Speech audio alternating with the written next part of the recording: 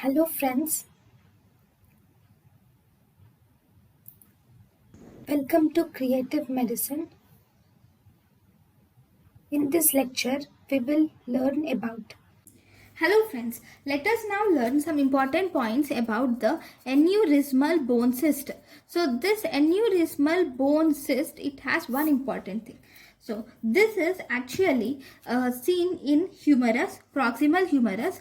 So it can be seen in proximal humerus or distal tibia, or it can also be seen in femur.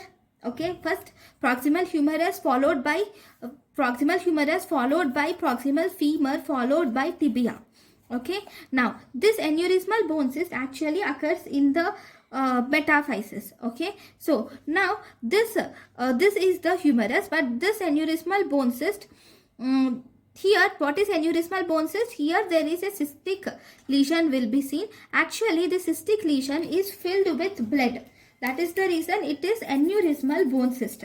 It is filled with blood. So on histology, if you do a histology, you will see that there will be many blood filled spaces are present, and this many blood filled spaces are at the end surrounded by a thin layer of bone. So there are multiple blood filled spaces with thin layer of bone will be present in aneurysmal bone cyst. So it is a cavitary lesion with blood filled spaces which is just surrounded by a thin layer of bone. Here only a thin layer of bone will be there. So one important thing is, how are you going to treat it? The treatment, because there is only thin layer of bone, the patient will have pain. And secondly, it is seen in children between 5 to 20 years of age. Okay, so here in this age group 5 to 20 years of age, even the epiphysis is not fused with the metaphysis. So if you have to see, there will be an epiphysis here and there will be the growth plate in between.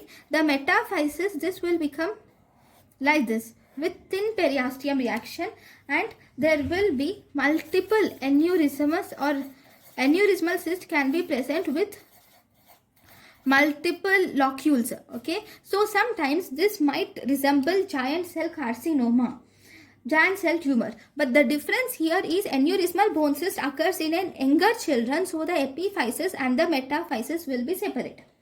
Okay, and the periosteum bone will be very thin. Okay, and how are you going to treat it? Treatment is, you can do the curettage.